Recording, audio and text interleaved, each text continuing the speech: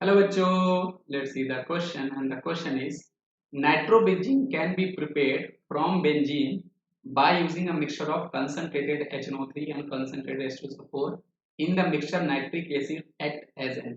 मतलब ये बहुत ही इंपॉर्टेंट रिएक्शन है क्योंकि हमें बेसिकली होता क्या, हमें पता होता है कि नाइट्रोबेंजीन जो होता है वो आपकी एक तरह से इलेक्ट्रोफिलिक सब्स्टिट्यूशन रिएक्शन का पार्ट होता है।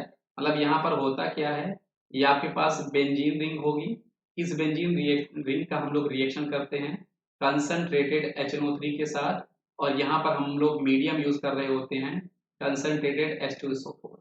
तो होता क्या है, ये आपस में रिएक्शन करके आपको NO2 प्लस आपको इलेक्ट्रोफाइल जनरेट करके देते हैं जो आपके बेंजीन पे अटैक करता है, और आपको यहाँ पर नाइट्रोबेंजीन जो होता है वो एज अ प्रोडक्ट मिल जाता है। तो ये आपकी इलेक्ट्रोफिलिक सब्स्टिट्यूशन रिएक्शन का एक पार्ट हो गया।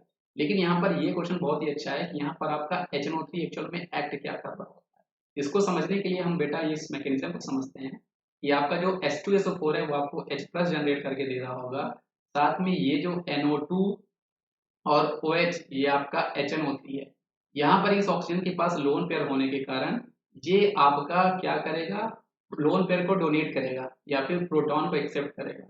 और हम लोग इक्विलिब्रियम चैप्टर में लुईस एसिड बेस थ्योरी पढ़ते हैं कि जो लोन पेयर डोनर होते हैं वो आपका बेस का काम करते हैं, या फिर जो प्रोटॉन एक्सेप्टर होते हैं वो आपका बेस का काम कर रहे होते हैं।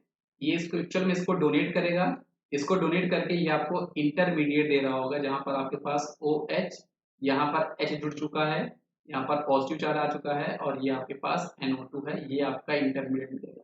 अब ऑक्सीजन आपका ज़्यादा इलेक्ट्रोनेगेटिव होता है तो ये इस इलेक्ट्रॉन को यहाँ से पुलिंग करेगा, और ये काफ़ी अच्छा एक लीविंग ग्रुप बन चुका है तो ये यहाँ से लीव करेगा।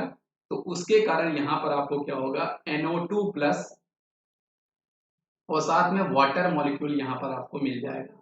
अब ये जो NO2 प्लस है यही जाके आपका अटैक करता है और आपकी इलेक्ट्रोफिलिक सब्स्टिट्यूशन रिएक्शन हुआ करती है। तो आप यहाँ पर देख सकते हो कि एक्चुअल में यहाँ पर हमारा HNO3 जो है वो बेस की तरह बिहेव कर रहा है नाइट्रिक एसिड। इसलिए इस क्वेश्चन का जो आपके पास सही जवाब होगा वो ऑप्शन नंबर बी हो जाएगा। आई होप आपको ये कॉन्सेप्ट समझ में आया होगा बच्चों। Thank you.